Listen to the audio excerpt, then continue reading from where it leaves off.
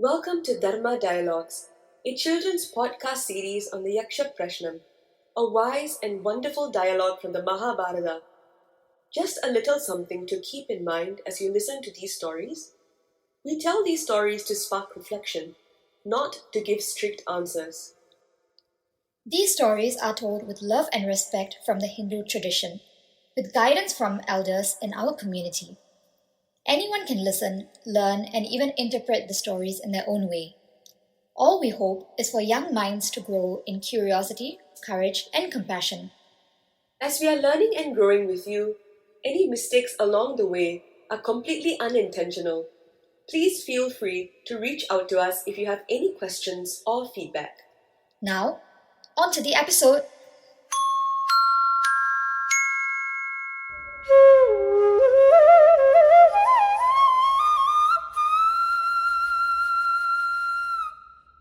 Welcome back, my dear ones, to Dharma Dialogues.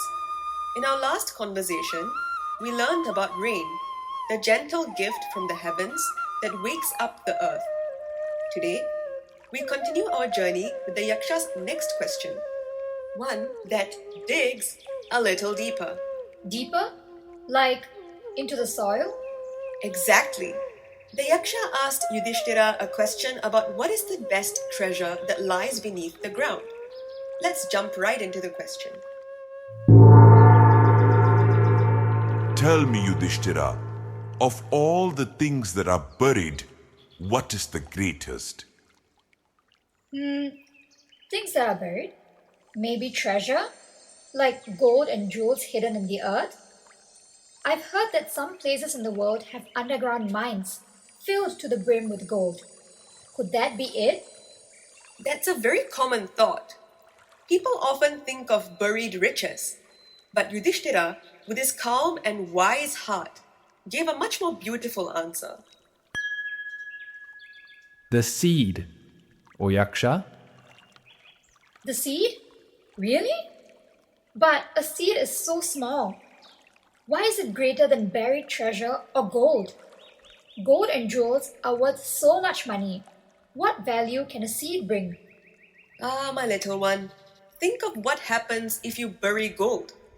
It just stays there, silent and cold, sleeping forever under the earth. However, when you bury a seed, something magical happens. It wakes up. It breaks open, reaches for the sky, and turns into a tree, or a plant, or a flower. It gives fruit, shade, beauty, and life. That's amazing. A seed is like a hidden surprise waiting to bloom. Exactly. The seed is not just buried, it is planted. And from that planting, the whole world can change. One tiny seed can grow into a great forest that shelters birds, feeds animals, and gives shade to travelers. It is a miracle that starts in silence, deep in the dark soil. A seed is what gives food. If you think about it, all life in our world is sustained by the seed. That's amazing.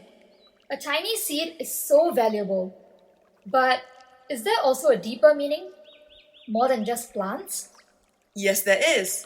I'm glad you've understood that all of the Yaksha's questions and Yudhishthira's answers have a deeper meaning beyond the surface. For this question, think of it like this. Your heart is like a patch of soil. If you plant good seeds into your heart, good things will grow and bloom. However, if you plant bad things, it gives rise to the same. Oh, what does that mean? Let's say you plant good seeds in your heart. For example, through prayer, devotion, listening to your parents, and being a compassionate and kind person. Good things will bloom from these seeds. Just like how a beautiful flower blooms out of the ground. That's so beautiful. So, when Yudhishthira says the seed, he means both the real seed in the soil and the spiritual seed in our hearts. Exactly. The physical world and the spiritual world are never really separate. Just like a seed starts small but becomes something great, prayer, good habits, and good deeds can bloom into a life filled with love, kindness, and connection to the divine. I'll remember that. Every time I see a plant grow, I'll think of the seeds in my own heart too. That's wonderful to hear. With that, we have our proverb for today. A seed may vanish into the soil, but it returns as life itself. What seeds are you planting in your life right now? Is there a small habit, prayer, or kind action that you can nurture every day, even if you can't yet see the result? Write it down and imagine how it might grow. If you'd like to share your reflections or thoughts with us, we would love to hear from you at dharmadialogues108@gmail.com. Who knows? We might even share your ideas in a future episode. Now, let your heart rest on what you've learned today, just like a seed in warm soil. We will meet again soon for the next part of our journey. Until then, may your inner garden flourish.